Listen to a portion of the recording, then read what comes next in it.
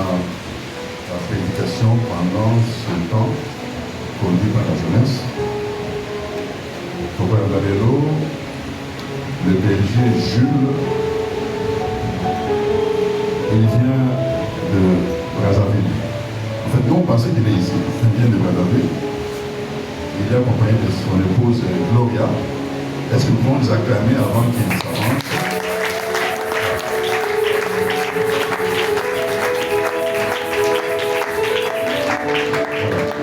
Le berger Jules est à notre position. Il y a un message de la part du Seigneur pour vous. Merci.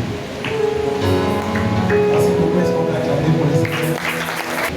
Je rends grâce au Seigneur qui nous a donné la vie, qui a permis à ce que nous puissions être en ces lieux.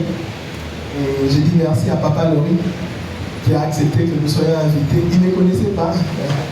C'est aujourd'hui seulement qu'il me voit. Merci beaucoup Papa Laurie. Ce n'est pas facile d'accepter que quelqu'un que vous ne connaissez pas vienne sur votre chair parler de la part du Seigneur. Merci beaucoup et je dis merci à mon frère, mon ami Papa Sylvain. Il n'est pas encore là, il m'a dit qu'il était en route pour l'invitation. Et je bénis l'Éternel pour votre présence. Merci aussi parce que vous êtes là. Et si vous n'étiez pas là, on allait parler aux chaises, mais Dieu a fait grâce que vous soyez là. Est-ce qu'on peut acclamer pour vous-même? Je bénis l'Éternel pour cela. Et je bénis aussi Dieu pour la personne qui m'accompagne. Je ne suis pas venu seul.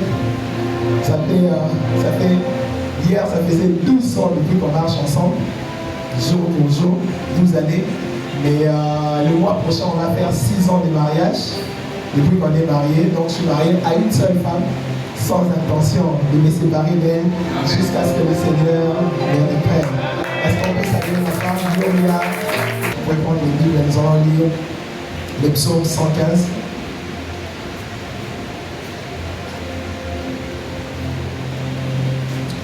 Psaume, autant dans le psaume 115 à partir du verset 1er. Nous allons lire du verset 1er jusqu'au verset 3. Nous lisons au nom de Jésus, nous y sommes. Nous lisons au nom de Jésus. Non pas à nous, Éternel, non pas à nous, mais à ton nom donne gloire. À cause de ta bonté, à cause de ta fidélité. Pourquoi les nations diraient-elles, où donc est leur Dieu? Notre Dieu est au ciel, il fait tout ce qu'il veut. Amen. Si c'est ta Bible, tu peux souligner ce verset 3 que j'aime bien. Notre Dieu est au ciel, il fait tout ce qu'il veut. Nzambe na biso, azana likolo, azosala, nyonso alimi. On ne dit pas qu'asalaka, to akosala. Mais il fait, il est en train de faire tout ce qu'il veut. Nous allons lire Exode chapitre 7. Exode chapitre 7, à partir du verset 8.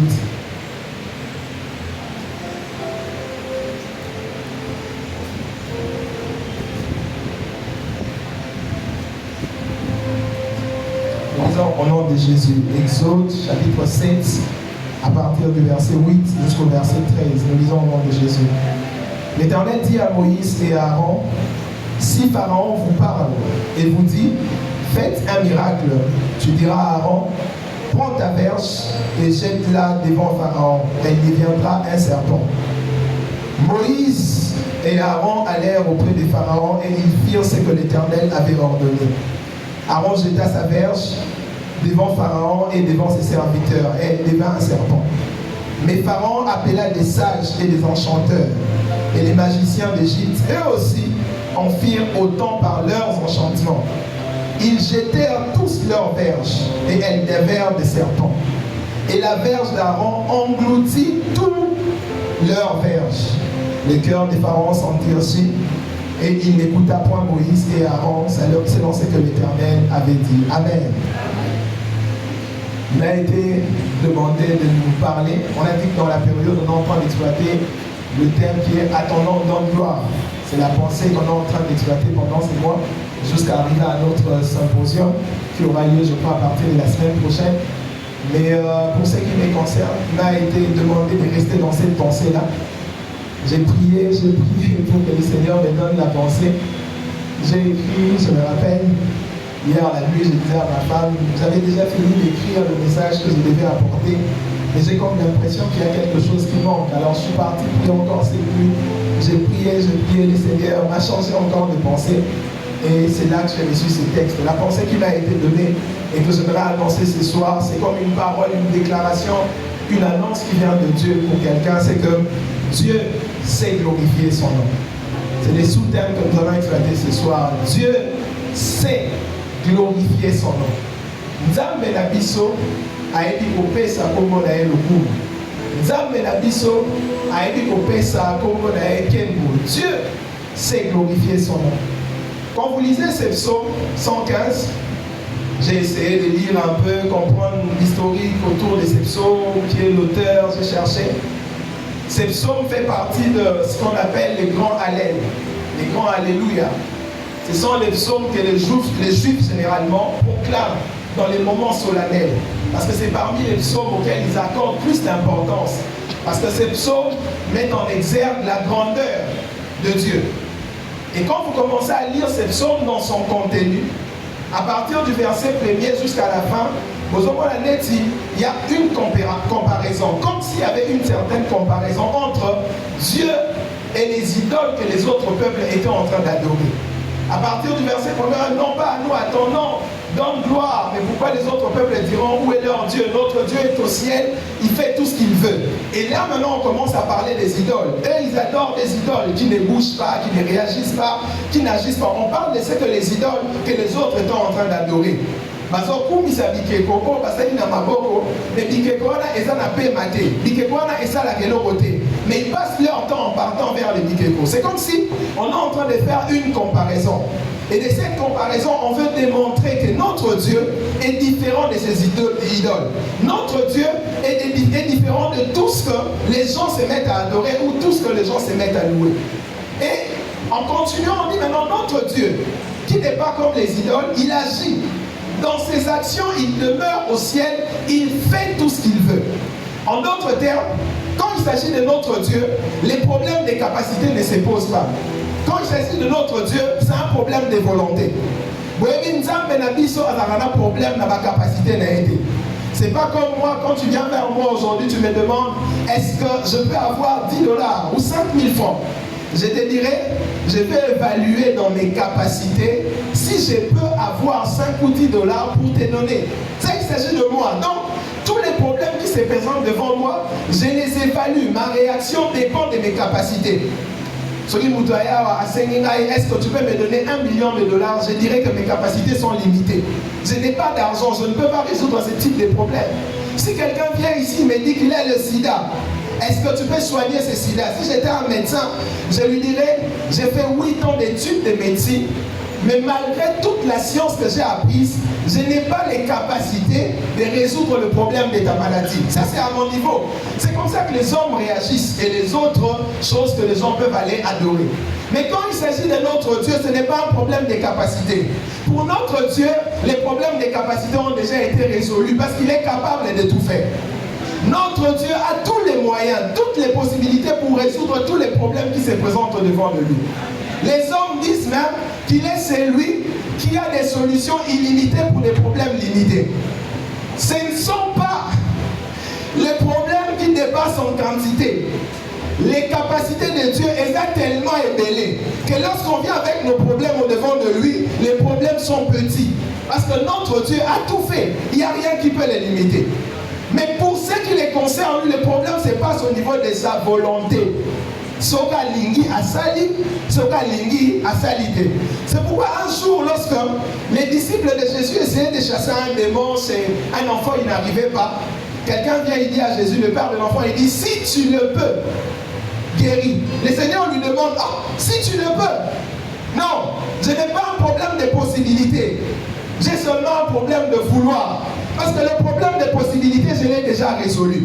Moi, mon problème, c'est la volonté. C'est pourquoi lorsque tu te présentes devant Dieu, il va marquer Nzambe na ma capacité déjà. Quand tu viens avec la foi, sachant que Mouton n'a pas ma copie à mais seulement ce que je dois chercher, c'est sa volonté. Si je m'inscris dans la volonté, j'atteindrai sa capacité pour résoudre mon problème. Alléluia. Notre Dieu est au ciel. Il fait ce qu'il veut. Notre Dieu est au ciel, il fait ce qu'il veut. Avant dit la Licolo, Azo Sala, oh, Nyon Soralingi.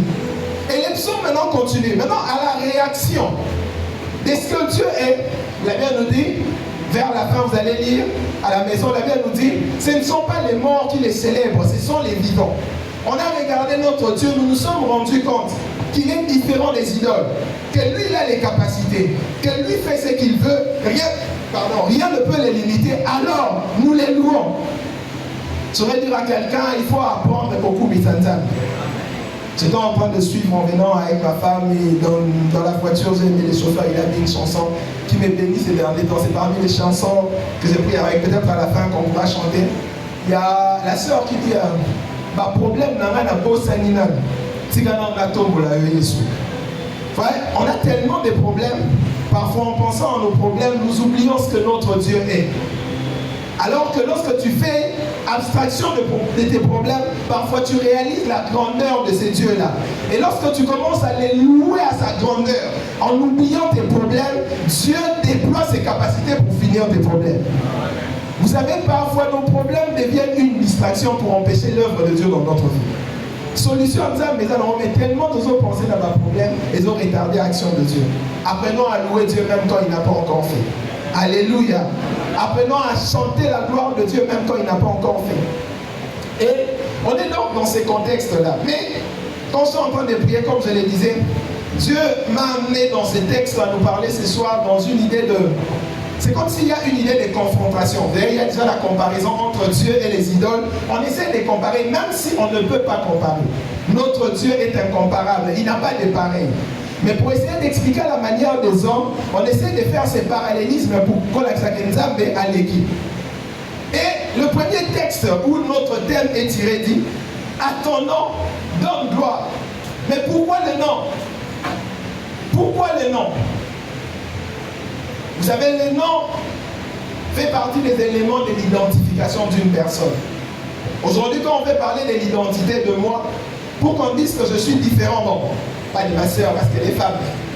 Oui, ça fait partie des éléments. Pour qu'on dise que je suis différent de ma soeur, on va regarder premièrement notre genre, les sexes. Dans les éléments de l'identification, Naza Mobali, elle est une sœur. Il va gloire à papa, maman, non, le choix, je suis ceci, je choisis. Non, on ne sait pas ça. Notre Bible nous dit qu'il y a les hommes et il y a les femmes. Il n'y a pas de milieu, il n'y a pas de tout ça. Donc, et les femmes, parmi les éléments d'identification des personnes, les classiques, on en a 4. Premièrement, c'est le sexe. Il y a les femmes, il y a les hommes. Le deuxième élément, c'est la naissance. Pour qu'on identifie quelqu'un, on demande, tu es né quand? C'est pourquoi dans les passeports, vous allez voir sur la première page, on met ça. Hormis les visages, tout ça là. On met le sexe, on met la naissance, la date de naissance. Le troisième élément qu'on met toujours dans l'identification, c'est la nationalité. Mais celui qui continue à 4, il a profondeur, en plus, tu es de quelle ethnie, tu es de quelle tribu, tu es d'où? C'est parmi les éléments d'identification. Et le dernier élément, c'est le nom. Ce qui fait qu'on soit différent. Je vais prendre l'exemple avec Papa Lori. Il s'appelle Papa Lori, je suis Jules. Il est homme, je suis homme. Mais la différence, c'est que moi, je suis Jules. J'ai ma date de naissance. C'est parmi les éléments qui font qu'on puisse nous identifier. Ainsi, si on veut parler à la manière des hommes, si on essaie d'appliquer cela à Dieu, on va se rendre compte qu'il y a déjà 3 éléments qui ne s'appliquent pas à Dieu sur les 4. Dieu n'a pas de sexe. On ne peut pas l'identifier par rapport au sexe parce que Dieu est esprit. C'est vrai qu'il se présente souvent comme notre Père. Dans la Bible, il se révèle comme notre Père. Mais Dieu n'est pas homme, Dieu n'est pas femme, il est Dieu. Il est esprit. Deuxième chose, Dieu n'a pas de date de naissance. Ça ne s'applique pas à lui. Lorsque vous essayez d'appliquer, non, il est éternel. Il n'a ni commencement, ni fin. Il a tout fait, tout l'a trouvé. Il est éternel. Ça ne s'applique pas à lui. Le troisième élément, c'est la nationalité. C'est vrai que le salut vient de juifs, mais le Dieu qui nous a sauvés n'est pas juif. Alléluia. Dieu n'est pas congolais. Dieu n'est pas arabe. Dieu n'est pas rwandais. Il est Dieu. Il n'a pas de nationalité. La Bible nous dit, le ciel est son trône, la terre est son marchepied. Avant qu'il a Nicolas a régné, ma belle ali et niatelonae. Maintenant, S'il marche sur la terre, si on veut lui donner la nationalité, on lui donnera laquelle? Il n'est pas européen, il n'est pas américain. Donc, on a déjà 3 éléments en ce qui concerne l'identité qui ne s'appliquent pas à Dieu. Et les seuls qui s'appliquent à lui, c'est le nom. C'est pourquoi il tient beaucoup au nom, parce que c'est le seul élément d'identification. Quand on essaie de distinguer Dieu avec les autres, parmi les éléments qu'on peut trouver le plus facile, c'est les noms. C'est pourquoi Dieu tient à son nom. Vous allez vous rendre compte que même dans la Bible, tu ne citeras pas le nom de Dieu en vain. Parce que Dieu tient à son nom, il donne de la valeur, de l'importance à son nom. Et en parlant de nom, les noms, dans la connotation biblique, même juif, c'est pas comme aujourd'hui. Un jour, j'ai demandé à mes parents l'origine de mon nom, pas mon poste de nom. Je me suis rendu compte que dans ma famille, il y avait personne qui s'appelait Katoubadi. Je suis le premier. Je l'ai gardé comme ça, mes enfants, maintenant je les appelle les Katoubadi. J'ai demandé, mais pourquoi Nico, pour aller dans la Katoubadi, je ne suis pas comme les autres. On m'a dit non, ton nom c'est parce que ton papa avait son ami qui l'aimait beaucoup, qui était comme un frère pour lui, il a donné le nom. Ouais, il a donné le nom de son ami. C'est comme ça. Parfois, j'ai connu, je ne cite pas des points. Bon, moi, la boîte amie, Honda, Toyota, c'est vrai. Hollandais. Quand je demande pourquoi vous l'appelez comme ça, on a série, on a Maputa Hollandais, Hollandais. Donc la série, on a Mutuka Toyota, le seul dans notre village, on va appeler Toyota. Il y a des points comme ça, je connais des gens avec ce genre de nom. Donc vous allez vous rendre compte que parfois on donne des noms sans accorder de l'importance. On donne des noms sans donner beaucoup de valeur, mais c'est pas ça dans la Bible. La Bible, on donne de l'importance au nom parce que le nom présente la personnalité de la personne. Lorsque vous parlez du nom, parfois le nom fait référence, montre la substance, les contenus de la personne. C'est vrai que vous allez vous rendre compte qu'il y a des gens dont les noms ont été donnés par rapport à leur naissance, comme Jacob, usurpateur. Il a voulu supplanter son frère, on lui donne de ces noms-là. Et lorsque Dieu vient, il change son nom, il l'appelle Israël. Il y a des noms comme ça dans la Bible qui ont été donnés par rapport à l'avenir même de la personne. Lorsque Jean est en train de naître, Dieu dit, on l'appellera Jean. Les gens de la famille disent, non, nous devons la famille naturelle, non, le père Zacharie qui était muet, ce jour-là, il a écrit là par les gens qui signifie grâce. Vous allez vous rendre compte que dans la Bible, les noms ont une forte importance parce que le nom s'attache à la destinée et à la définition, à la présentation de la personne. Et notre Dieu, qui a inspiré la Bible, donne aussi l'importance au nom, à son nom. Parce que le nom révèle sa personne. Les noms révèlent sa réputation. Quand tu parles du nom de Dieu, tu parles de la réputation de Dieu. C'est pourquoi Dieu n'aime pas qu'on prenne son nom en vain. Non. Dieu accorde de l'importance à son nom. Aujourd'hui, je ne suis pas le message, n'est pas quel est le nom. Aujourd'hui, on parle juste du nom. Dieu accorde de l'importance au nom. Il veut que lorsqu'on pense à son nom, qu'on y accorde de la révérence. Non seulement de la révérence, qu'on pense, qu'on se dise, lorsque tu parles du nom, le nom présente celui dont on est en train de parler. Alléluia. J'ai aimé ce qu'un homme de Dieu était en train de présenter. Il dit, quand Jésus vient sur terre, il était en train de vivre parmi les hommes. Mais c'est l'empreinte de Dieu, c'est la révélation de Dieu sur terre. Est-ce que Jésus, quand il chassait les démons, il les chassait en quel nom? Parce qu'il a chassé les démons. Il a opéré avec puissance et autorité. Nous, aujourd'hui, nous chassons les démons au nom de Jésus. Mais quand lui-même était sur terre, il chassait les démons au nom de qui? Non, il parlait et les démons partaient parce qu'il était lui-même le nom. Il parlait, les démons obéissaient parce qu'il était lui-même le nom.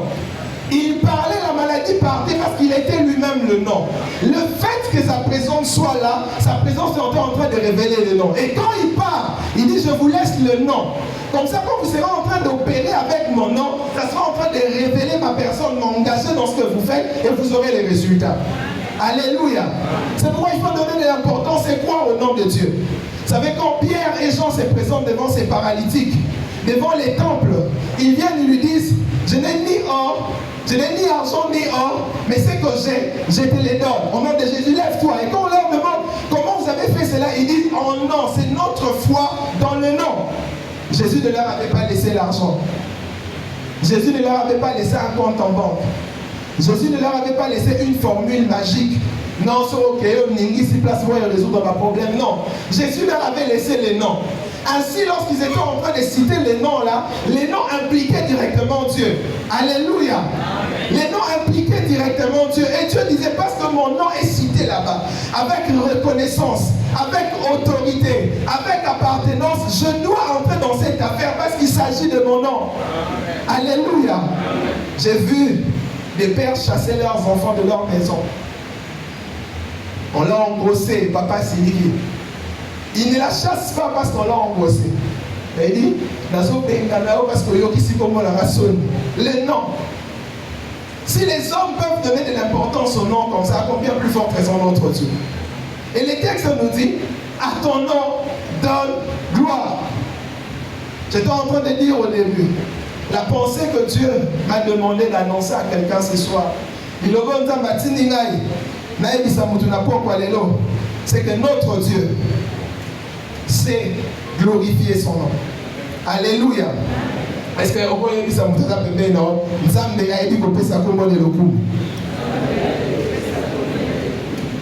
le nom exprime la personnalité.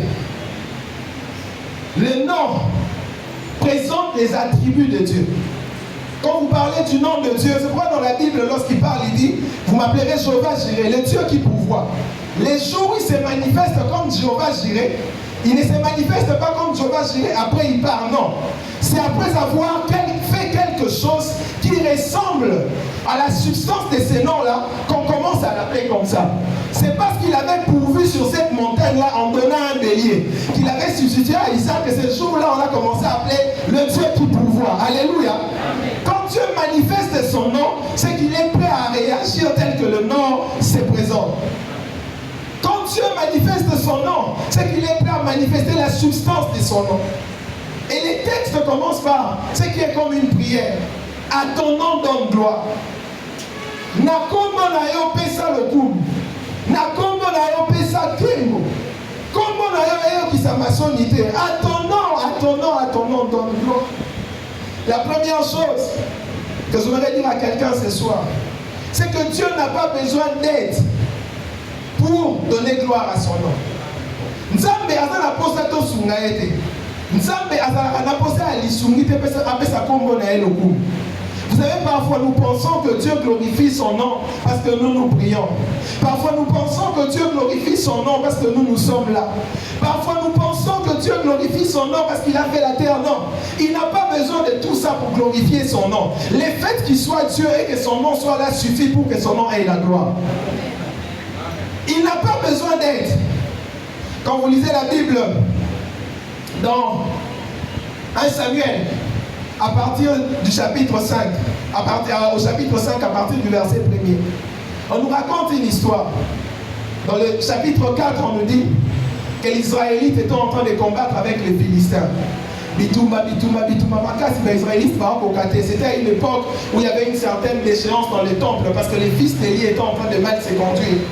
Et la Bible nous dit que les Israélites vont dire que makasi bagay soit arche va habiter. Tomeki na makasi ne biso peut-être aussi maté to que ne reçoit arche. Quand l'arche est venue, les Philistins va bêta les Israélites va soit arche la kenda na haut. Grave erreur. Il fallait pas soukaga na obeta les Israélites après baké na bango. Mais l'erreur qu'ils étaient en train de commettre ces jours-là, c'est de prendre l'arche et de partir avec. Vous savez, il peut arriver que le diable touche à ceux qui semblent marcher avec le nom de Dieu. Il peut arriver, comme il avait touché à Job, sans toucher à sa vie. Mais quand il commet l'erreur de commencer à entrer à toucher au Dieu qui a créé les cieux et la terre, Dieu prend toujours ses responsabilités pour les recadrer et les remettre à sa place. Ils ont frappé les Israélites, mais ils commettent l'erreur de prendre l'arche qui était porteur du nom de Dieu, de la manifestation de Dieu pour l'amener dans leur temple. Vous savez, personne n'avait prié. Personne n'avait fait des jeûnes de 100 jours, 40 jours. Personne n'était monté sur la montagne. Dieu lui-même a pris les responsabilités et il a commencé à honorer son nom. Sans besoin d'aide d'une quelconque personne. La Bible nous dit qu'on plaça l'arche devant Dagon. Le premier jour, lorsqu'on est revenu, on a trouvé Dagon tête contre terre. Dagon lui-même pouvait reconnaître, non, vous êtes en train de me mettre en danger. C'est lui que vous êtes en train de placer en face de moi, je ne peux pas le regarder. Je ne peux pas le fixer. Quand on est en face de lui, la seule position qu'on peut prendre, c'est la face contre terre. Alors je dois m'incliner. Je suis en train de vous dire ce soir que Dieu sait honorer son nom. Il ne sait pas, il n'a pas besoin d'aide. Le deuxième jour, les gens viennent, j'aime cette histoire. Les Israélites passent à côté de la barreau. Tu vas Philistère, tu vas soumis Dagon, tu vas tomboli. Mais l'arche, il n'y avait personne pour aider l'arche dans cette salle-là. La salle était bien fermée. L'arche était seule. Il n'y avait pas de lévites. Il n'y avait pas de sacrificateurs. Il n'y avait pas de souverains sacrificateurs. Personne. On vient, on aide Dagon, on les soulève. Le deuxième jour, lorsqu'ils reviennent, ils trouvent encore Dagon tête contre terre.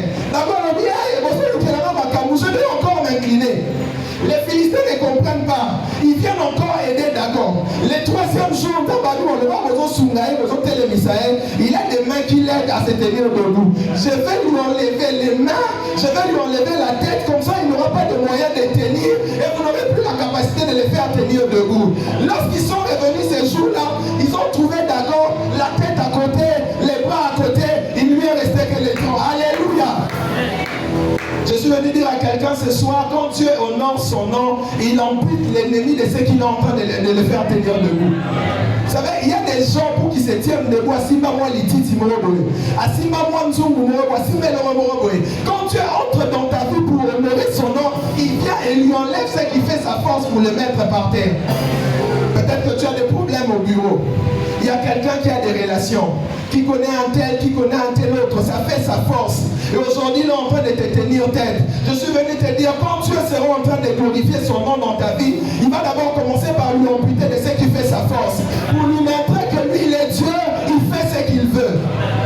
La Bible nous dit que Dagon, il ne lui resta que le tronc. Dis, il lui resta que le tronc.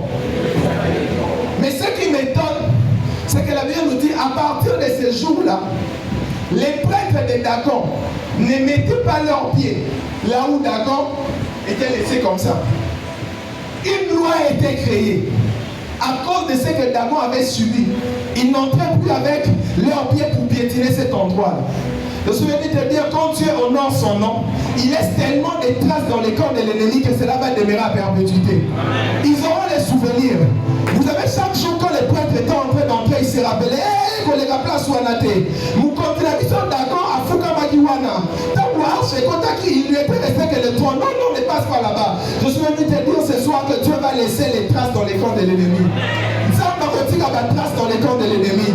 Zamba retire des souvenirs qui vont rappeler la grandeur et l'autorité de son nom. Et ça se passe comme ça. Notre Dieu sait honorer son nom. Je ne sais pas ce qui est en train de te déranger. Je ne connais pas. Vous savez, j'étais en train de prier, je vous ai dit cette nuit. Est-ce que Dieu est en train de me mettre à cœur? C'était comme quelqu'un qui était en lutte. Vous êtes dans une période où vous êtes comme dans des confrontations. Les gens sont en train de vous créer des problèmes. Ça ne s'arrête pas. Peut-être que c'est en justice, peut-être que c'est un autre domaine. Je suis venu te dire que Dieu va glorifier son nom dans ta vie. Quand il se lèvera, il va laisser les traces dans les camps de l'ennemi. Les traces dans les camps de l'ennemi. L'histoire continue encore. La Bible nous parle d'un homme dans Actes chapitre 9 qui s'appelait Saul de Tarse. Saul s'élève. Et ce jour-là, il veut combattre les disciples que Jésus avait laissés. Le dit qu'il partit à cause de la lettre pour laquelle les disciples avant se barrent à Jérusalem captif. Imaginez vos tungisi batubo, bolandi bango bakimi. Mais il y a l'obit et l'aura biso toke nanga buto surveiller fleuve habité. Aïe aussi na lettre, il va présenter pesanga impérium, pesanga mandat. Na bolanda bango tina Brazzaville, nation qui s'abama to fouetter bango parce que bazo kumisa ko moza ya moté. Parce que Nzambe eza Yesu wana bazo kumisa te. Et Saul était en train de partir. Et les disciples, certains étaient en train de fuir, ils étaient dispersés. Encore une fois, cette fois-là, personne n'était en train de prier pour Paul. Personne n'était en train d'intercéder. Ils étaient dispersés, ils avaient peur. Je suis venu vous dire ce soir, même quand les serviteurs de Dieu sont dispersés, même quand les serviteurs de Dieu sont dans la crainte, notre Dieu est au ciel, il fait ce qu'il veut et il n'a peur de personne. Les disciples pouvaient avoir peur de Paul. Vous savez, quand Jésus vient, il se révèle à Ananias pour lui demander d'aller prier pour Saul. Il a peur. Il dit, tu n'as pas entendu que cet homme, il est en train de venir pour combattre ceux qui te louent. Dieu lui dit, non, vas-y. Ananias avait peur. Je suis venu te dire, même quand Ananias a peur, même quand les pasteurs ont peur, notre Dieu est au ciel, il fait ce qu'il veut. Dieu ne craint personne. Dieu n'a peur de personne. Rien ne les fait reculer. Nous sommes dans une saison où les gens commencent à avoir peur des occultistes. Les gens commencent à avoir peur des gens, non, il est magistrat. ozolo banangana kotali kambona obite kaza auditeur, obite kaza député, obite kaza honorable. Je suis venu te dire, naki honorabilité nae. Notre Dieu, il est au ciel, il fait ce qu'il veut. Il ne craint personne. Nous sommes dans une saison, en utilisant les qualités, en utilisant ceci. Je suis venu vous dire, quelles que soient les qualités qu'ils ont, notre Dieu est au ciel, il fait ce qu'il veut. La Bible nous dit que lui-même est apparu à Saul. Saul, pourquoi me persécutes-tu? Ces jours-là, il ne s'agissait pas d'un évangéliste qu'il avait envoyé, c'est lui-même qui est entré dans l'affaire pour donner gloire à son nom. Il arrive des moments quand il s'agit de donner gloire à son nom, c'est lui-même qui descend. Il dit pour cette affaire, je ne vais pas envoyer Gabriel. Pour cette affaire, je ne vais pas envoyer Michael. Pour cette affaire, un ange ne viendra pas. Moi-même, je vais descendre parce qu'il s'agit de donner gloire à mon nom. Je suis venu te dire, le temps est venu où Dieu lui-même va descendre pour résoudre ton problème. Le temps est venu où Dieu lui-même va descendre pour se charger de tes adversaires. Le temps est venu où Dieu lui-même va descendre pour résoudre ces problèmes de maladie. Le nom de Dieu, est-ce que tu peux crier avec moi Jésus? Est-ce que tu peux le crier très fort Jésus? Est-ce que tu peux encore le crier fort Jésus? Donc comme il dit avec sa kembo na kombo nae. Nous marchons avec le nom de Dieu. Les gens nous insultent à cause du nom de Dieu. Les gens nous minimisent, nous regardent, disant à ces dieux-là, non pas à nous, non pas à nous. Attendons dans notre vie, donne gloire Jésus. Le temps est venu où le nom de Dieu doit être glorifié. La Bible nous dit, le sol qui est en train de partir, bien, au lieu maintenant qu'il y a un cortège, n'a pas lettre. Mais ce jour-là, celui qui partait avec les cortèges, avec les lettres, n'a pas pu être protégé. Les lettres qu'il avait et les cortèges qu'il avait ne l'ont pas protégé. Il s'est retrouvé aveugle. Mais ce que j'aime, c'est que le diable pensait que Paul était une arme qu'il était en train d'utiliser pour mettre à terre l'église. Ce que le diable pensait, c'est que Paul était l'homme par lequel il allait en finir avec cette affaire des chrétiens. Mais ce que j'aime, c'est que quand Dieu donne gloire à son nom, il est prêt à utiliser même les instruments du diable pour atteindre ses objectifs. Il est prêt à aller, à prendre la stratégie que le diable monte contre les siens pour donner gloire à son nom. N'est-ce pas que Aman était en train de monter une stratégie contre Mardoché? On lui demande, qu'est-ce que tu aimerais qu'on fasse à celui-ci? Esther chapitre 6. Aman dit qu'on lui donne les vêtements du roi, qu'on lui donne le cheval du roi, comme ça lorsqu'il sera en train de marcher, les gens vont s'agenouiller devant lui. Il montait une stratégie parce qu'il visait quelqu'un qui craignait Dieu, quelqu'un qui a engagé le nom de Dieu dans sa vie. La Bible nous dit qu'il avait même un mois, qu'il avait déjà préparé avant le bandietto, mais ce que j'aime avec notre Dieu, c'est que quand il donne gloire à son nom, il vient, il prend la stratégie de l'ennemi là, il utilise pour faire échouer l'ennemi. Je suis venu te dire ce soir, la stratégie va se monter contre eux, Dieu va les utiliser pour glorifier son nom dans ta vie. Les méthodes qu'ils sont en train d'utiliser là, Dieu va les prendre, les utiliser pour donner gloire à son nom dans ta vie. Ils peuvent être en train de monter quelque chose, une clique au bureau qui se forme contre toi. Par exemple, ça va réunion pour descendre. Mais Dieu va utiliser seulement ces réunions-là, où ton nom est beaucoup cité, pour donner de la promotion, de la valeur à ton nom, que les DG numéro 1 de l'entreprise entendent parler de toi et qu'on te donne la promotion. Vous savez, parfois, on ne nous remarque pas parce qu'on n'a pas de combats. C'est parce qu'on se cache trop qu'on ne comprend pas qu'on existe. C'est quand on commence à voir des combats que ça commence à raconter par l'autre à travers de nous. Je suis venu te dire, les combats que tu connais vont faire ta promotion. Les difficultés que tu connais vont faire ton marketing, afin que tu entres dans la saison où Dieu glorifie son nom dans ta vie. Alléluia. À ton nom donne gloire. Et quand il a donné gloire, il dit à Ananias, ces sols-là est un instrument que j'ai choisi pour atteindre mes objectifs. La stratégie de l'ennemi est devenue l'instrument de Dieu pour atteindre les objectifs de Dieu. Quand Dieu donne gloire à son nom, il prend la stratégie de l'ennemi, il a fait un instrument pour atteindre ses objectifs. Quand vous lisez 1 Samuel chapitre 17, le Bible nous parle d'un homme qui s'appelle Goliath. On mentionne l'armure de Goliath. Il avait une lance. On cite, mais on oublie quelque chose. Vous pouvez aller vérifier 1 Samuel chapitre 17. Lisez à la maison, on n'a pas peut-être beaucoup de temps. 1 Samuel chapitre 17, du verset 4 au verset 7. On peut les lire ensemble si vous les permettez. 1 Samuel 17, 4 à 7.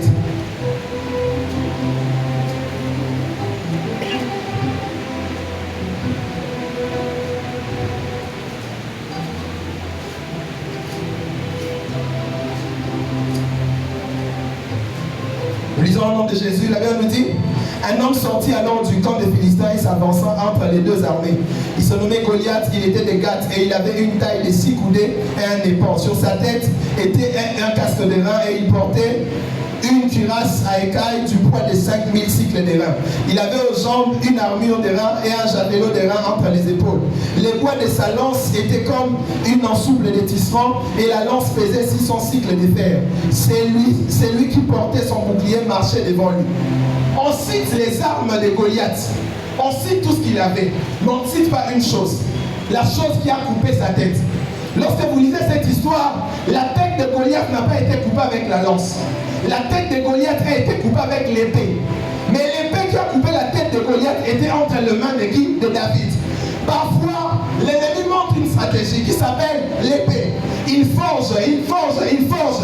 Il dit: ces jours-là, quand je serai dans la bataille, Nabosel et la épée n'aura pour commencer à les exterminer. Quand il entre dans la bataille, parfois il néglige la stratégie qu'il avait faite, on ne la mentionne pas. Mais quand l'épée quitte les mains de l'ennemi pour se retrouver entre les mains de celui qui a les mandats de Dieu, l'épée donne des résultats, l'épée coupe la tête de Goliath. Je suis venu dire à quelqu'un ce soir: Dieu va commencer à prendre les instruments, les stratégies de l'ennemi pour commencer à donner gloire à son nom. C'est pourquoi ce soir, je ne n'aurais pas compris pour les empêcher de faire les armes. J'aime ce verset-là. Toute arme forgée contre nous sera nulle et sans effet. J'aime. Mais j'aimerais qu'on ajoute une partie ce soir en priant. Seigneur, alors que tu vas rendre ces armes-là inoffensives contre nous, fais en sorte que lorsque ces armes-là vont se retrouver chez nous, qu'elles opèrent pour qu'on ait plus de résultats. Seigneur, fais que ces armes-là ne nous fassent rien. Mais lorsque nous, on va les récupérer, que les armes-là nous permettent d'atteindre plus de cibles. Seigneur, fais que... Oui, il y a des chats, dans une boîte, vous tirez dans le pan. Bois, on a celui qui mouille, à Gangate, tu vas avoir un bois copal. Bah, bon, Michel méchant. Mais si on continue à le pan, on a chien, on a hasard méchant. Mais il peut arriver que le même chien là quitte votre parcelle, part chez les voisins. Le voisin là découvre les secrets. Il dit non, bah moi, pour me dresser, il faut me dire, moi 2 boules. Chaque soir, ensemble, la moi 2 boules à viande. Moi, comme une mise rouge, moi, pour moi, mes esprits. Et quand tu viens là, le même chien qui était moi accompagne chez vous, quand tu pars chez les voisins, c'est le chien qui rugit, c'est le chien qui suit. Pourquoi? On a ajouté en lui un ingrédient que toi, tu n'avais pas. Et je vais lui dire ce soir que Dieu prenne les stratégies de l'ennemi, qu'il les mette sur toi, qu'il ajoute les ingrédients de la grâce et que ces stratégies produisent des résultats dans ta vie. La deuxième chose que j'aimerais nous dire ce soir, on va finir par celle-là, c'est que Dieu, qui n'a pas besoin d'aide pour glorifier son nom, parfois il utilise nos vies pour glorifier son nom. Parfois il entre dans nos vies pour glorifier son nom. Parfois il utilise nos vies comme les cadres pour glorifier son nom. Vous savez, autour d'un boxeur, on aura reconnu Martin Bakoli, qui nous a honorés parce qu'il venait de taper un Américain qui s'appelle Anthony Joshua, là-bas dans leur vie. Vous savez, parfois Dieu est comme ces boxeurs-là, Martin Bakoli. Et ta vie est comme les rings. Il entre dans ces rings-là qui est ta vie. Il commence à taper un par un pour donner gloire à son nom. À la fin, toi qui étais le ring, tu tires bénéfice, mais lui aussi, le Dieu de gloire, est glorifié pour les résultats qu'il vient d'atteindre. Vous savez, on a beaucoup parlé du stade Tata Raphaël à cause de l'histoire d'Ali Foreman, Ali Bomae. Tata Raphaël et Ebana Mokini Mobimba. Mais celui qui avait combattu, c'était Ali. Ceux qui étaient sur le terrain, c'était Ali. Celui qui avait gagné, c'était Ali. Mais parce que seulement Tata Raphaël avait reçu ces combats-là, Tata Raphaël est devenu célèbre. Je suis venu te dire que Dieu utilise ta vie comme le piste où il sera en train de terrasser les ennemis. Que Dieu utilise ta vie comme le lieu où il sera en train de faire tomber les ennemis. Que Dieu utilise ton travail comme le milieu où il sera en train de faire tomber les ennemis. Que Dieu utilise ta santé comme le moyen aussi sa diabète carrière, aussi sa malaria carrière, aussi sa corona carrière, aussi sa sida carrière, aussi sa rhumatisme carrière, aussi, je ne sais pas si quoi le nom de la maladie que tu connais, mais il faut que nous avons aussi sa carrière dans la vie. Que Dieu fasse de ta vie le matériel didactique pour des ensemble, ça va pas problème et les gars, tout le tout. Alléluia. Que Dieu utilise ta vie comme le matériel didactique. Notre Dieu s'est donné gloire à son nom et a utilisé la vie d'Abissou. Et il y a un peuple, une vie que Dieu utilise, nous l'avons lu dans Exode chapitre 7. Exode chapitre 2, 3, Dieu apparaît à Moïse, il lui dit, je t'envoie. Va vers Pharaon, va lui dire qu'il laisse partir mon peuple. Et Moïse dit, ah, Nzambe, comment je vais partir?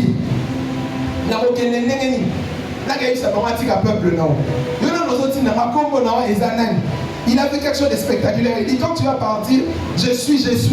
Après, il lui dit, je me suis révélé à Abraham, à Isaac et à Jacob, comme El Shaddai, le Tout-Puissant. Je ne m'étais pas encore révélé par mon nom, l'Éternel. Maintenant, je vais me révéler comme l'Éternel. Et Moïse part. Et quand Moïse est en train de partir, il n'est pas seul. Il est en train de partir avec le nom. Il part avec le nom de l'Éternel. Il est en train de partir avec un moyen que Dieu lui a donné. Cette fois-là, on lui dit, non, va. Vous savez, Moïse a essayé de résoudre les problèmes des Israélites par des moyens. Un jour, il voit des Juifs, un Égyptien qui est en train de frapper un Juif. Il vient, il tue cet Égyptien-là. Un autre jour, il vient, il voit des Juifs qui sont en train de se battre. Il vient, il utilise sa force pour essayer de les séparer. On lui dit, ah, yo, comment l'Égyptien, on n'est pas Pharaon. Pharaon a canné la Moïse. Moïse a quitté 40 ans dans le désert. L'homme qui est parti s'est caché 40 ans dans le désert parce qu'il avait échoué par ses moyens. On lui dit, non, cette fois-ci, tu n'iras pas avec ta force. Cette fois-ci, tu n'iras pas avec tes connaissances. Cette fois-ci, tu iras avec le nom. Tu iras avec le nom de l'Éternel. Et cet homme-là vient, il est en train de venir. Vous savez ce que j'aime? C'est que Moïse venait de passer 40 ans. Le prince sera loué à se retrouver dans la forêt. Même la morphologie change. Beaucoup de barres. Il avait vieilli, il n'était plus jeune. À l'époque, il avait 40 ans, il était robuste. Mais là, il avait 80 ans. Mais à 80 ans, il revient quand même. Et cette fois-ci, il n'a même personne derrière lui. Il n'a même pas un titre. Il n'est pas prince. Il est en train de venir. Mais ce que j'aime, il manquait peut-être des armées derrière lui. Il manquait peut-être des soutiens. Mais ce jour-là, il venait avec les soutiens le plus important. Il avait le nom. Et le nom révélait la personne qui lui avait donné ce nom-là. Alléluia. J'aime bien le dire et j'aimerais le répéter ce soir. Vous savez, ce n'est pas l'argent qui fait réussir la vie. Ce ne sont pas les relations qui font réussir la vie. C'est le nom, c'est l'Éternel.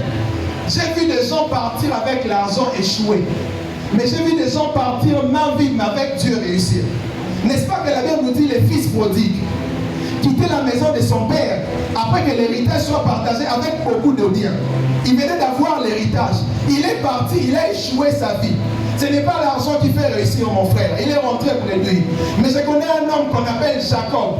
Il a quitté le nom de son père. Il a dit lui-même, quand je partais avec un bâton.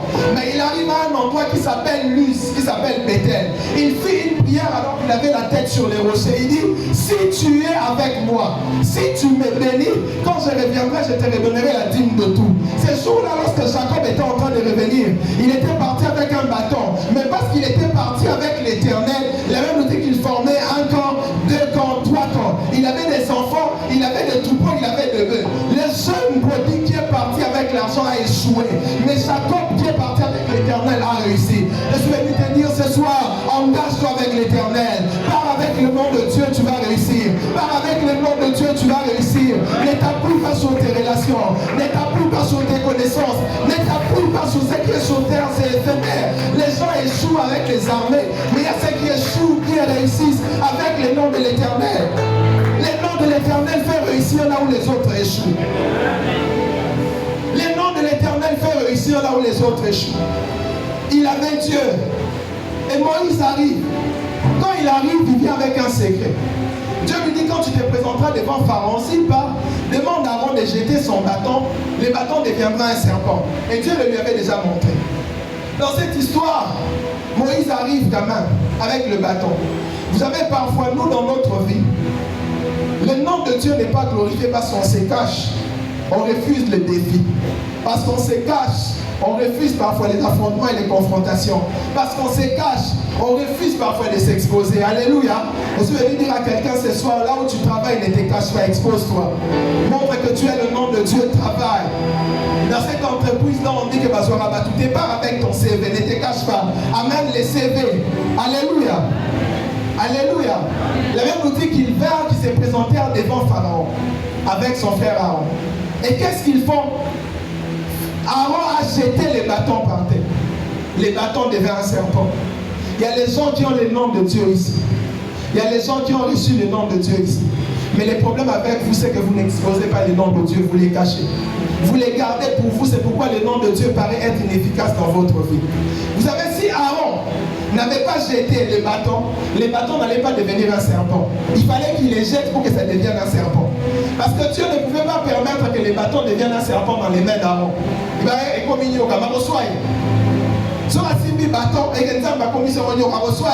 il faut qu'il les lâche pour que ça devienne un serpent.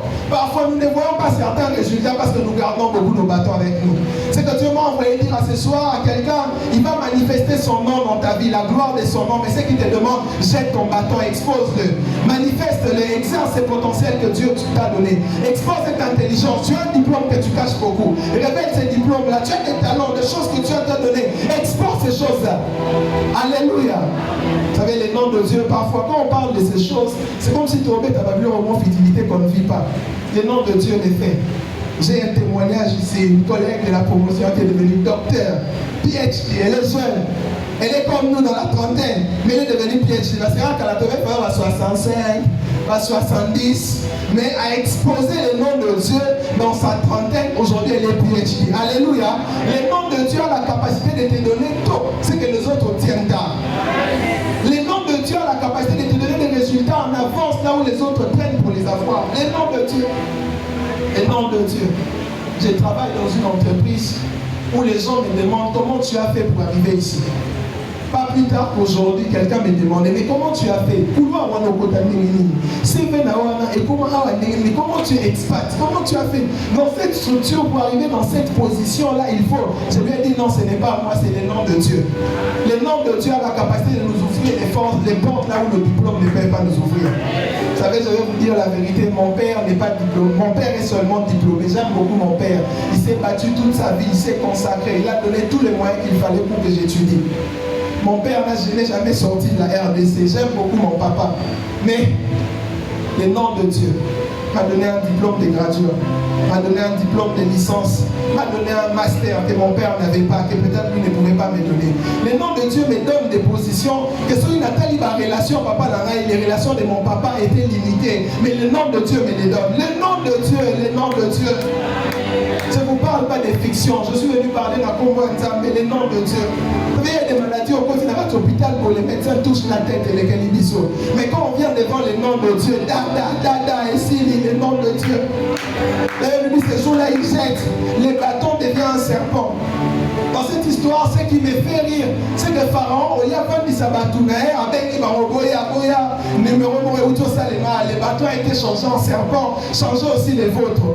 Ils changent, les leurs aussi deviennent un serpent. Vous savez, parfois, Dieu peut permettre que l'ennemi imite les résultats que tu es en train d'obtenir dans ta vie. C'est possible. Hein? Parfois, Dieu permet. Ah, toi qui es un diplôme, tu as un occultisme, mais tu as un diplôme. Toi qui es un papa, maman, comme on le dit maintenant, il a aussi des bonnes choses. Parfois Dieu permet que les résultats de leur imitation commencent à se manifester. Mais ce que j'aime, c'est qu'il est fait pour un but. Dis à ton voisin, il est fait pour un but. Leurs bâtons étaient devenus des serpents. Mais ce que j'aime, il n'y a eu qu'un seul bâton qui a englouti tous les autres bâtons. Dieu permet que leur bâton devienne un serpent devant ton bâton afin que ton bâton puisse les engloutir. Dieu laissera l'ennemi imiter son œuvre pour qu'à la fin il puisse condamner l'œuvre de l'ennemi. N'est-ce pas que la parabole du blé et des livrets nous dit ceci? Quand le maître avait semé, quelqu'un vient la nuit les malins, il sema aussi, il met livré. C'était presque semblable, mais c'est que le maître dit, laissez-les croître ensemble. Il y a les blés, il y a livré. C'est presque semblable. Bon, je crois que le malin était content. Ah, on a des résultats. Ton baby ici à Bango parce qu'on a imité. C'est ça qui se passe aujourd'hui dans l'église. Hein. Nous prêchons des gens qui ne connaissent pas Dieu, qui étaient dans ceux qui Babylone, Romo, qui étaient Bango, même à côté de la Marabouantambe, parce qu'on a pas mystique, même à Kindoki, même à Babylone, à Loge. Parfois Dieu dit, laissez-les croître ensemble. Ils sont en train d'imiter, laissez-les. Mais j'aime la fin. C'est qu'elle nous dit, à la fin, le maître dit, prenez les blés, mettez-les dans mon grenier, prenez l'ivraie, mettez-les au feu. Est-ce que je veux dire à quelqu'un ce soir, il laissera que l'imitation arrive, mais à la fin, la destination de l'œuvre de l'imitation sera le feu et la destination de l'œuvre originale sera le grenier. Notre destination à nous, c'est le grenier. Notre destination à nous, c'est la gloire. Notre destination à nous, c'est la maison du Père. Mais leur destination à eux, c'est le feu. Leur destination à eux, c'est l'engloutissement. Alléluia. La Bible nous dit que c'était leur bâton qui était englouti. Vous savez, on peut photocopier quelque chose, mais il y a des caractères que l'original garde que la photocopie n'a pas. Ce qu'on photocopie acte de naissance, il y a moi. On se rend compte que les choses sont en couleur, les choses sont en déguisement. Mais dans la cachée, sur le même s'ils sont en train d'imiter l'original, il y a des caractères que l'original conserve et qui ne peuvent pas imiter. L'original a la capacité de les engloutir, mais ils n'ont pas la capacité d'engloutir. Je m'imagine les prêtres des pharaons. Ils avaient leur bâton. Peut-être que ça faisait leur fierté. Nakarti en Égypte, il va dire, ah, papa Matondo, ah, papa Ramsès, ah, papa Surinani, tout est quand même, est fier. Mais ce jour-là, papa Ramsès, papa Matondo, oh, mais qu'est-ce qui se passe? Papa, ceux qui tout est quand même ensemble à ma pamba. Mais qu'est-ce qui se passe? Papa Nani ensemble à mais qu'est-ce qui se passe? On se rend compte que dans le quartier, Banzete, c'est là que belé. Mais dans l'Égypte, Moutazala Nzeta, Tigaliga, Aaron, maman va s'assumer Banzete. Papa Ramsès Nzete, Keiwapi, il le sait qu'il y a un bâton qui avait englouti leur bâton. Parce que je veux dire ce soir, s'il y a des pertes qu'il y aura seulement des pertes dans les corps de ton ennemi. Chez toi, il n'y aura pas de pertes. Il n'y a qu'un seul temps qu'il y aura des pertes, pas content. Vous savez, Israël était en train de vivre un cycle de pertes. Il perdait les fils mâles parce que les pharaons ne voulaient pas que les enfants mâles naissent. Ils perdaient la joie de vivre parce qu'ils étaient esclaves. Ils étaient outragés. On était en train de les humilier. Même pour les ils étaient dans un cycle de pertes. Mais j'aime ce jour-là. Quand les bâtons se changent en serpents, les camps des pertes se changent. La perte quitte les camps des Israélites. La perte entre dans les camps des Égyptiens. Je suis venu annoncer ce soir à quelqu'un, perte pour changer camp. Perte pour changer camp. Perte recompte dans la camp égyptien. Et les pertes avaient commencé ces temps-là. Ils ont connu la perte des bâtons. Ils ont connu la perte d'épée. Ils ont connu la perte des premiers-nés. Ils ont connu la perte des bonnes conditions de vie. Ils ont commencé à devenir même comme du sang. Pourquoi? Parce que les camps avaient changé. Dieu s'est levé ce soir pour donner gloire à son nom dans ta vie. Et comme il est en train de donner gloire à son nom dans ta vie, tous les cycles de pertes qu'il y avait dans ta vie s'arrêtent au nom d'eux. Tous les cycles de pertes qu'il y avait dans ta vie s'arrêtent au nom d'eux. Ils ont été engloutis, les bâtons. Ils ont été dépouillés. Ah mon papa Siliki, moi Naël, vous savez, moi j'ai mes enfants. Quand je rentre le soir, ils aiment jouer avec les téléphones. Donc quand je suis à la maison, c'est quoi? Papa Sylvain m'appelait les soirs, je répondais toujours tard. Quand je suis à la maison, on m'arrache les téléphones. Ce n'est plus à moi. C'est pour les enfants. J'imagine maintenant, l'un des magiciens des pharaons avait ses enfants. Et les choses qui calmaient, qui mettaient la paix dans la maison, quand papa arrivait, c'était les bâtons. Parce que quand l'enfant va, papa, Kimima ou Asum Zété, si maman était fatiguée ce jour-là à Lambaki, tu as mis la bouton, tu as dit papa chéri, moi je suis dérangé, mais c'est un zété, moi je suis un zété, moi je suis calmé. Mais ce jour-là, l'objet qui faisait leur paix n'était plus là parce que ça a été englouti. L'objet qui résolvait les problèmes dans leur couple n'était pas là parce que les bâtons d'Aaron l'avaient englouti. Je suis venu dire ce soir à quelqu'un, ce qui les fait leur force, ce qui fait leur paix sera englouti. Alléluia. Ils seront dépouillés. La Bible nous dit dans Colossiens 2,15, il a effacé les actes dans les ordonnances pour condamner sa continuité. Il les a livrés publiquement en spectacle. Il a dépouillé les autorités, les dominations, les principautés. Notre camp n'est pas celui qui s'est fait dépouiller. Notre camp est celui de ceux qui dépouillent. Alléluia. Notre camp n'est pas celui de ceux qui se fait dépouiller. Notre camp, c'est celui de ceux qui dépouillent. Je suis venu dire ce soir, tu vas dépouiller tes ennemis. Ils seront dépouillés. Ils seront dépouillés. C'est dans leur camp qu'il y aura les dépouillements. C'est dans leur camp. Ce n'est pas dans ton camp. C'est dans leur camp qu'il y aura les dépouillements. C'est dans leur camp qu'il y aura les pertes. C'est dans leur camp qu'il y aura les pleurs. C'est dans leur camp qu'il y aura les manques. C'est dans leur camp qu'on sera en train de constater, ah, exalté.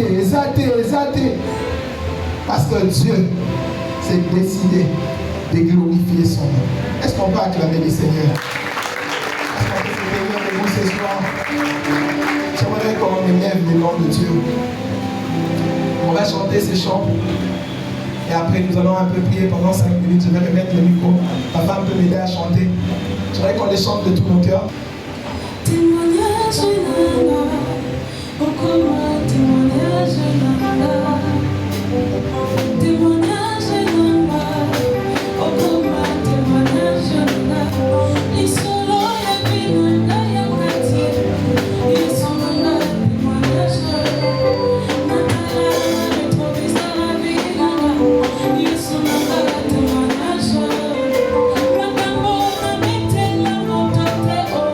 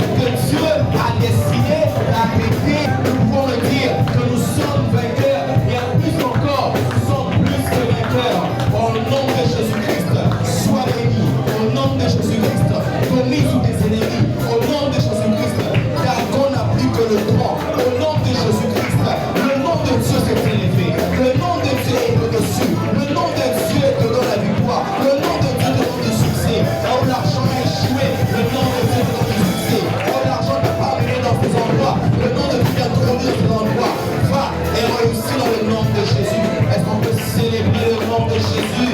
Est-ce qu'on